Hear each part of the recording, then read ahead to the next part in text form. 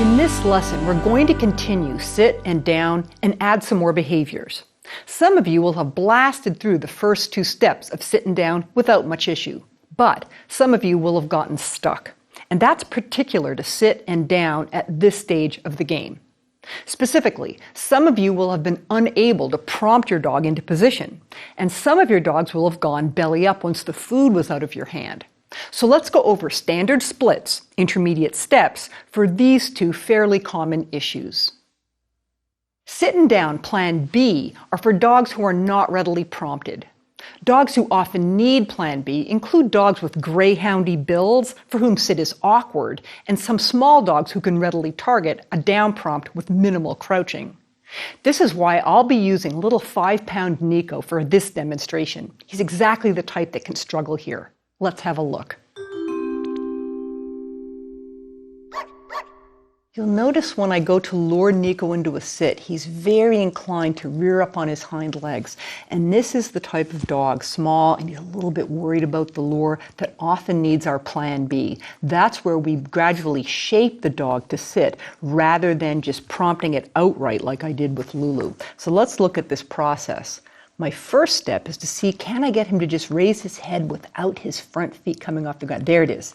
I'll show you again, that's a 1 for 1. So I'm looking for just head up without front feet off the ground. There we go. 2 for 2. And he can take his time. He's a little bit, he's worried about the studio, he's worried about the camera. There's all kinds of stuff in here that makes it tricky. He's also a small dog. And just for whatever reason, small dogs often need Plan B. There's a good boy. It's easier for them, for whatever reason, to target without sitting when their heads go up. So we need to do it a little bit more gradually. That was a 2 for 3 because that time he reared. There we go. 3 for 4. So my current criteria is, oops, there's a 3 for 5. So that's a stick. There we go. I'm just looking for his head to just do that little tip up without the front feet coming off the ground. 1 for 1, 2 for 2. That one leg I don't care about. 3 for 3. 4 for 4. 5 for 5. Okay, now I'm going to see if he can do this same thing, but hold it for 2 seconds. 1001, 1002. There we go. So I'm not worried about his hind end just yet. All I care is, will he crank his head 2 seconds without his front feet rearing up? 1, 2. That one was, he got scared, so I'm not going to count that. So that's a 3 for 3. 1001. Whoops. Oh, there's a 3 for 4. 1001, 1002. There we go. Okay, that's a 4 for 5. It's a tenuous push, but I've got a push. So now I'm going to see if he can do it for 3 seconds. 1, 2, 3. Oh, that was a judgment call. I gave it to him, but the little feet did come up. 1, 2, 3. That was a beautiful one. Whoops. And that was the world's worst position feed. 1, 2, 3. I do want to position feed high. It's all good for the cause. Whoops. 2 for 3. 1, 2, 3. Is it? Whoops. 3 for 4. Another terrible position feed. Let's see if we get it. 1, 2. Whoops. Too bad. Whoops. So I'm on a stick again. There's a stick, and that's an 0 for 1 on my stick set. 1, 2, 3. Yeah, he's worried about stuff going on over there. 2, 3. Good boy. 1, 2, 3. Good boy. So I'm going to let him, I'm not going to consider it a dud trial if he gets spooked by something, only if his front feet off the ground. That's going to be an 0 for if he does that. Whoops, like that. One of the things that was slowing Nico down after I experimented right after our first demo, it turns out that the substrate, this floor, although it is for dogs and it's got good traction, etc., it was just a little bit difficult for Nico to want to sit. And so after the experiments, I'm now going to use his little pad, which he's very comfortable lying down on. It's where he's done all his sleeping. And I'm going to see if I can see if my nice knee bends and wrist buckles that I was getting in my last demo are paying off. And lo and behold, he's already quite readily. There we go. Sitting. So one of the things, if you've got a dog that's got a short coat, Whippet, Greyhound, these little dogs, substrate can really matter. Now, if this is something that's quite cushy, you can experiment with something that is just basically a carpet in your home or a rug. You can use the dog's bed if this is not cushy enough. And then once that is looking fluid, so now he's going for a lure. I'm on a 4 for 4, which is great. There we go. You can then say, okay, can I lure you on the surface that was more difficult? And he's saying, yes, now I can do that. So the split, we had an extra split. We had all those nice knee bend splits and rocking back splits, but we also inserted another one, which was substrate. So let me see, I'm 1 for 1 on full lure on the more difficult substrate. There's a 2 for 2, 3 for 3. Up. There's a 4 for 4 and a 5 for 5. So I'm going to first of all see if I can lure down on his, get my sit. I'm going to pay my setup sit because it's still a very fledgling behavior. And there he goes, and very nice down. Now we did get an opportunity when we were rehearsing or we were trying out different substrates. I practiced a little bit, and sure enough, he's smart as a whip. He learned with minimal splits. The splits for down would be, first of all, to get him to target a lure at all, holding his sit, which he was able to do. And then you would shop for crouching or wrist bends. The dog's wrist is that final joint. So there's their little foot and there's the joint that goes that way. And sometimes one of the early signs that the dog is thinking about going down will be that wrist will start to bend. Okay, that's sometimes the tell. The other one is you can just basically look for increased crouching, okay, or they're moving forward. See, in Nico's case, he both bends his wrist and he does his little bit of forward movement. And those would be the splits that you'd be shopping for in your Plan B dog. Okay, there he goes. Good. Okay, so I'm going to call that a 5 for 5, even though I was demoing some splits, because he actually did it. And I'm going to see if I can get him to do it on this more difficult substrate, which is actually going to be a little bit harder on his elbows. It is sort of soft. It's got cushioning, but it's not nearly as soft as that. And may as well practice sit from a down while I'm at it. Down, boy, he is going quite readily. And that's the beauty of splits. Very nice. So if he does well at this, I'm going to go ahead and do Plan C. And because he had a difficulty, he needed Plan B and he needed the extra little split of the substrate, I'm going to do Plan C where I divorce him from the lure, both on and off the soft, fleecy. And whoops, one for the dog, trainer error. Very good boy. I'm going to pay that sit because, once again, that's still pretty new. There we go. The other thing with Nico is he was a little bit worried the first few times he was in the studio. There's actually a camera that moves. There's a man in here. It's pretty exciting stuff, and he was actually a little bit worried. And now that he's been in a few times and hasn't died, he's actually habituated to some of these stimuli, and that's also helping my cause, making him a little bit more willing to focus and work on the treats. If you remember in Lecture 1, one of the core principles of training is the dog has to feel safe. Otherwise, our crummy little games for crummy little prizes matter not.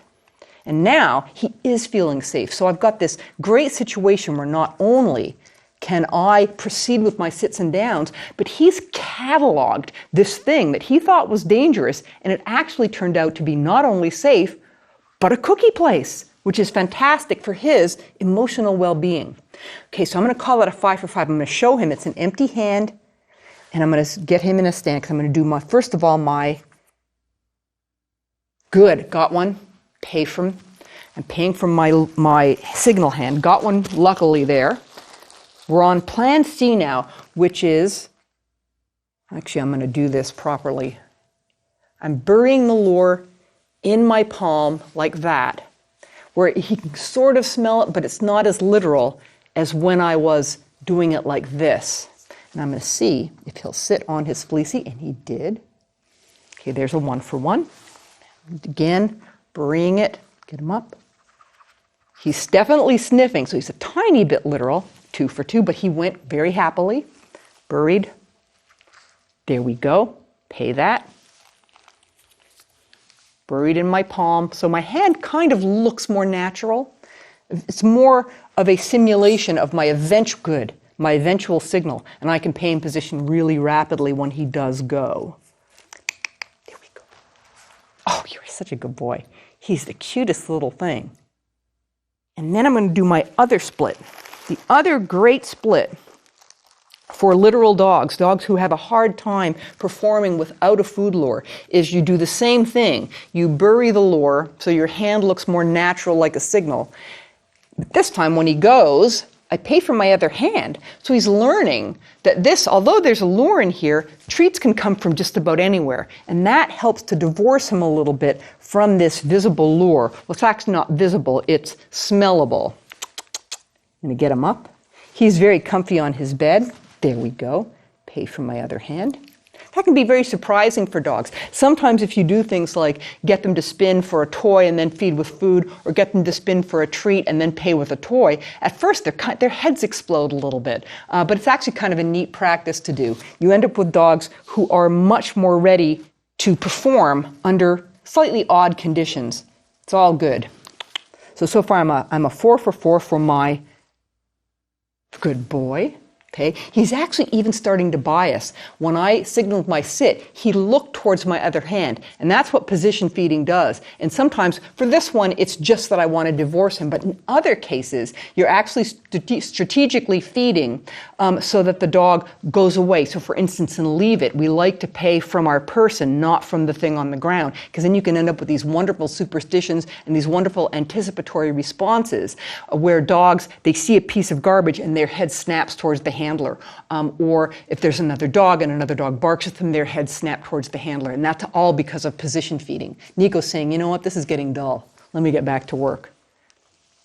There we go, and I've got a 5 for 5. So I'm going to go without a net now. And I'm going to see if I can do a plain old empty hand. So now he's streamed right back into plan A. I've got an empty hand. I'm showing him. I'm not trying to fake him out. Good boy. And he did it. Another one. He's rocking back without, also I'm seeing not great hints of literalism. He's not sort of checking out my hand. He's just doing it, as we say, on faith. He's saying, oh, yeah, that's the behavior that works. I can do that for you. Get him up. He's saying, do I have to get up? Because I'd really rather sit, because that's what's paying off. There's a 4 for 4 and a nice 5 for 5. Okay. Let me see what I'm going to get for down. And then, if that goes well, I'm going to try on the blue mat and see if I can get a pro dog here. And my sit from down is newer, so I'm going to go ahead and lure that. So this is empty hand. Oh, I've got a hesitation, so let me go ahead and do a little bit of plan C with him. Buried in my palm, down, other hand. See if that split is good enough. Waiting, there we go. Feed from this hand. I'm going to lure my sit to get him back in position. Store that for later. Buried in my hand. Oh, what a good boy. That one, if you could notice, that one was a little bit less literal. He kind of almost went on the motion. There was no sort of hesitation of, well, this can't possibly work. He just went. Almost kind of reflexively, although that's not exactly what's going on. That's what it can feel like from the trainer's point of view. Good. That one was a little bit more literal. Lure my sit. There we go. And let's see if I can get one more. And then I'm going to try the blue mat. Buried in my hand, straight down, pay from the other hand. That time, he scoped my other hand. This is a smart little kid. Okay, I'm going to go ahead and try my down from a sit, buried lure on the blue mat. Whoops, he's saying, that's a little tougher. I'm going to pay my sit, buried in my hand, straight down, and he's saying, no, well, that's an 0 for 1. Straight down, got a 1 for 2. That was lucky. Lure my sit, buried in my hand, whoops, straight down. Oh, what a good boy. He went. He was definitely checking the lure, but he did go, and I'll take it. Oh, he did his sit by himself. I'm going to pay that. Why not? That one, although my lure hand was close to him, he went with 0 latency. So that's a really nice harbinger of good things to come. Buried in my hand, straight down, wait. I've got a latency. He's thinking. I've never seen that signal in my life. So that was a 3 for 5. I'm going to go ahead and stick. Buried in my hand, straight down. This is my stick set. He's looking a little bit literal, but he went. Also style points, because he went kind of in a nice little crushing movement. There we go. That one was faster latency, but still he was very about the lure. He's looking at my left hand, and I'm going to put it behind my back, because that was actually not helping. It was confusing him a bit. So down, and then pay. Very alert, these little guys. He hears a sound and he's definitely wanting to check it out. So let me see if I can stream him into plan A for down on the blue mat. Oh, champion. Champion dog. Get my sit. This dog could not be cuter. He's professionally engineered for cuteness. Dogs are one of mankind's greatest invention, if not the greatest invention. Oh, I got a free sit. I'm going to pay it. Capture it. Empty hand, straight down. Blown trial. Oh boy, too bad. That's a 1 for 2, sorry. He's saying, I think I'll go on my mat. This is a bit, but it's okay. I'm on a 1 for 2, so I'm not going to go on the topography. The topography means he's looking a little bit, he's not afraid, he's just confused. So I'm going to just stick with my 1 for 2 and see how my set plays out. Got a nice little sit. Empty hand, straight down. Whoops. Got a latency issue here. He's still sitting, so I'm going to go ahead and just wait. And he's saying, I'm going to go to my mat. So there's a 1 for 3. Thank you for that sit. That was delicious. He's checking out the new treat. He's going to go examine it, and that's really normal. Sometimes even if something is better, they have to go away and think about it. Good boy. Nice sit. Whoop. Thank you. So I'm on a 1 for 3. Empty hand. Waiting for it, waiting for it. Actually, I should have my hand behind my back. How about that? A 2 for 4. Who's a champ? Wasn't expecting that. Good. Boy. And I got a 3 for 5. Fantastic. So I'm going to go ahead and quit there because technically now he's on plan A and he's on plan A on the mat. So I can proceed with him as I would with Lulu. Good boy. Our next behavior with Lulu is sit from a down. And that is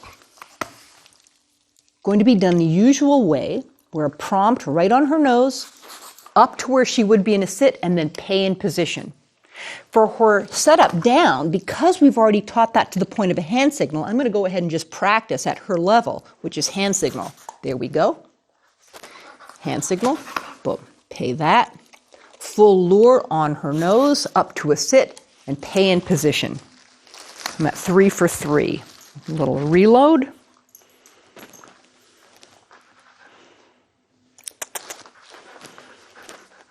Hand signal down. Pay that. Lure right on her nose. Up she goes, 4 for 4. For dogs, even though we're eventually going to call this sit, it's not quite the same thing as sit from a stand. If you think about it, sit from a stand is a motor pattern of the dog rocking back, doing that.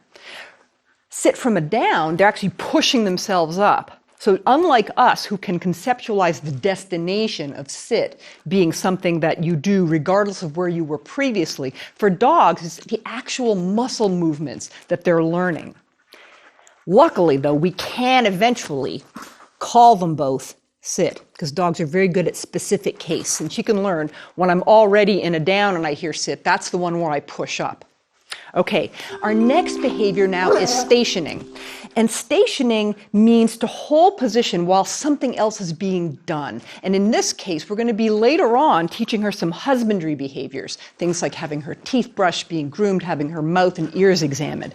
And so what I'm going to do is I'm going to try for a muzzle hold station. What that means is that I want her to be in the position where I'm holding on gently to her muzzle. That's my first step. This can be contentious for some dogs, though, because that's sort of a loaded thing, is to grab a dog. So we do have a punt. If it turns out that your dog finds that too scary, we can do a chin rest instead. But if possible, let's do the muzzle hold, because that's going to set us up a little bit better for later on. So first thing I'm going to do is see if Lulu will tolerate this. Hand over her muzzle, and then immediately I feed. So mind my order of events. Hand, and then pay. I'm not squeezing, I'm just touching her like that with my hand that way. It doesn't matter if the dog's in a sit or down, I'm positioning her in a sit just for the convenience of the camera. What a good girl.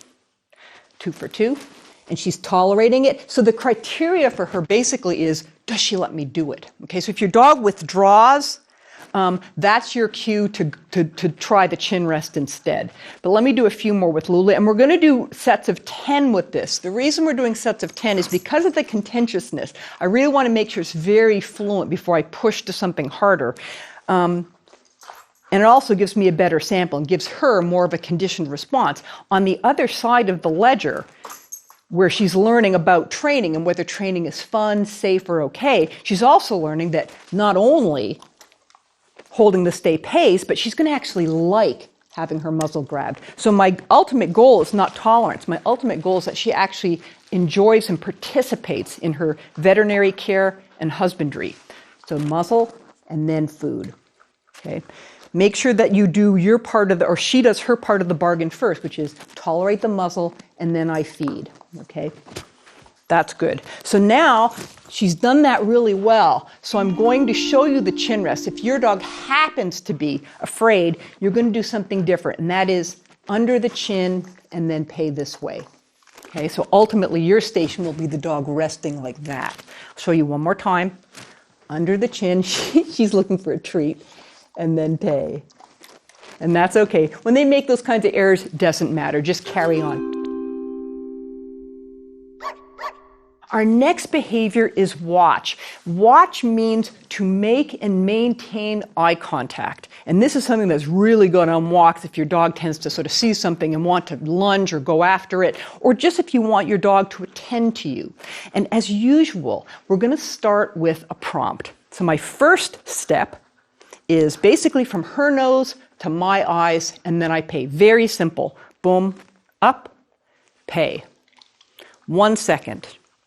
1001. As soon as I see her eyes make contact with my eyes, that's the criteria has been made and she gets paid. Boom, pay. So the first step is really a gimme. Almost any dog will do this. Boom, good. My next step is, will she do it without the food prompt, just for a finger? So the hand signal is going to be me pointing at my eyes. Good girl. And as soon as she does, I mark it. Good girl, very good. Good girl, yeah. And then I pay. And the position pay for this is just pay a little bit high. Don't pay down there, okay? And it doesn't matter. She's in a down position, that's fine. She can make eye contact in any position she likes. And I think I'm going to go ahead and do one more. I think that was a 5 for 5, but what a good girl. And then we pay. Now my next step, this is the tough one. I'm going to do a Premack watch, and that means I'm giving her a choice between the food hand and the eye contact hand, and she's going to guess wrong. And I'm going to tell you in the meantime, while we're, oh, good girl! That was miraculous. Oh, the food is there. Good girl! Now I promise you this was not pre-trained. Good girl, yes. So David Premack was a psychologist who is known for many things, including the first to talk about theory of mind. But Animal trainers know him, and we've actually verbed his name and turned it into an adjective. We talk about things being pre-macky. We talk about pre-macking behavior. And what he did was he reframed the concept of positive reinforcement from being a thing, so food, to an activity, eating, a behavior. And what Premack's principle states is that any high probability behavior, so eating is a high probability behavior, if Lulu is allowed to free behave right now, what she would most probably do is eat. And that's empirical. We can test it out. What does she do if she's given a choice? We can use any high probability behavior to boost a lower probability behavior in frequency. And so, as one of my students once pointed out, it's all Premack. All reinforcement can be thought of that way, that anything we do, if the dog sits or downs and we then pay, sitting or downing is lower probability than eating. And so it really is all Premack. But we don't actually invoke his name until we're doing something with that weird physics component, that piece where it's likely to be counterintuitive for the dog, and where Premack's principle is thrown into really sharp relief. And so, for example, the Premack watch, which is the low probability behavior, is looking away from that food. The high probability behavior is eating. And I can boost looking away from the food towards my eyes. And I'm going to, oh, good girl, prompted her with my voice, which is legal at my first Premack step, by simply reinforcing it when she looks away. And so this, for dogs, is very, very, very counterintuitive. Her whole life up until now has taught her that the way you get stuff is to move towards them, to just take things. To actually turn away from something to get it is just very weird physics. Get her a little bit closer. So hold to the side, and you're allowed to prompt with your voice. Oh, good girl! And as soon as she looks away and makes eye contact, you pay. And I'm going to pay like this. Okay, that's my position feed. So I'm going to, oh, good girl! What a good girl. Now, she's extremely good at this. Lulu is just pretty much a virtuoso. Oh, good girl. She's doing it really well. If your dog takes longer, don't worry. Just wait, okay? You've got all the cards. If you're holding the food, it doesn't matter what they do. If they try to mug you for the food, they try anything else, just wait and wait. As soon as you get that eye contact, ooh, tell them they're good and pay right away. And that's your Premack watch. Coming when called is vitally important for people. It's also very expensive behavior for most dogs. This equation means we do not nickel and dime recalls. So contrast what I'm about to do, which I'm going to do very long latencies in between with huge payoffs, with the rest of the training that I've been showing you, which is very tiny rewards for little micro pieces of behavior. The reason for this is the expensive recalls and that we're starting with a respondent conditioning model. We're going to talk more in detail later on about respondent conditioning, and that's a little bit different from just straight operant conditioning. For now, we're just going to do it. Okay? And the way this unfolds is I wait, and preferably at a time when she's least expecting it. Because I'm on camera, she is expecting a little bit because here I am armed and loaded. I'm going to make a novel sound. Lulu, Lulu! And then she gets a huge payoff. And it's a handful of stuff. These are beefy treats that she's not yet had today. And she gets an actual payoff. And that's my rep. And what I'm suggesting is that you do it once or twice a day. Okay? We will be talking in detail about this later on. For now, it's nighty time. You're just going to do what I told you to do. The exercise is the cue predicts the huge party. There is no other criteria. There's no required behavior. She doesn't have to actually do anything. That will come later. For now, all that has to happen is the cue and then the party. This is our secret sauce foundation. It's critically important to not wait for or expect behavior. Don't dilute your contingency. The contingency is the sound, Lulu, Lulu, and then the party. Notice my order of events. The sound was first, and then the huge party. When you're doing this, there are a couple of ways that you can do this that are really going to help your cause. The first one is to do what we call bait bag fashion shows. That means if you're using a bait pouch or you're putting treats in your pocket, you're going to load up your pouch, load up your pockets, and then wear it around the house without dispensing any.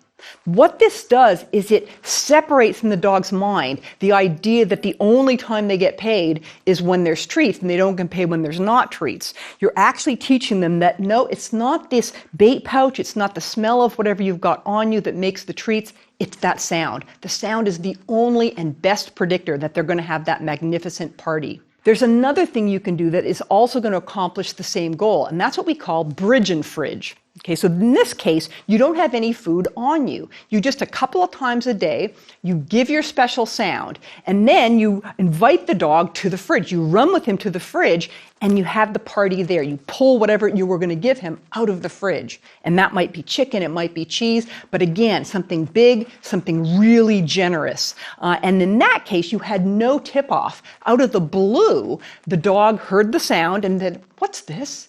And then came the party. The point of all this careful hygiene is that our goal is to have a dog who dreams of these spectacular parties, and specifically what tells him one is about to occur. Dogs have long learning histories of our prepping treats, the smell of treats, us wearing bait pouches, and so on, predicting the good stuff, because it usually does. But we don't want a dog who's going to have a stellar recall when these items are present. We want just the recall cue itself to get loaded. Note that this is one of the big exceptions to the Zenith TV motto canon. We are front-loading the cue, literally. The competing stimuli of bait prep and so on don't matter as much for sit, down, and other behaviors. But for the recall, which is so expensive for the dog, we can really help ourselves with fastidious attention to this detail. We're going to talk more about the theory behind it in a future lesson. So which is best, bridge and fridge, the bait bag fashion shows, or another strategy, caching, where you store in Tupperware containers food around the house and spring surprise parties on him there? The answer is this: variety. Do all of them. Alternate. What we want is for the one common denominator to be your recall cue. I'd like you to choose a novel recall cue, something that'll roll easily off your tongue when you're flustered and need your dog to come to you in an emergency, but one that your dog has never heard before. For many of you, this might rule out the word come. Okay, so what do you do if you've already put some irrelevancy mileage on the word come, but you still want to use it? In other words, is it mandatory to exploit novelty here? No. You can use a pre-exposed cue, but you get a nice advantage if you use a novel cue. The reason is, when you make this new sound, your dog notices, and he asks a question. That's new. What does it mean? And then you get to answer this question. It means party. And this conditioning kickstart really helps the cause. So choose your cue, and once or twice a day at a random time, give the cue, wait a couple of seconds, and then start the party. Keep this up until you have a visible response to the cue. Sometimes it takes only a few reps, sometimes you'll get into the double digits. Finally, and this is important, protect this delicate fledgling recall. Don't try and use it yet. Build it first. If you actually need your dog to come to you at the park or from the yard, do whatever you've been doing up until now. Don't conflate building with using. We're just starting to build.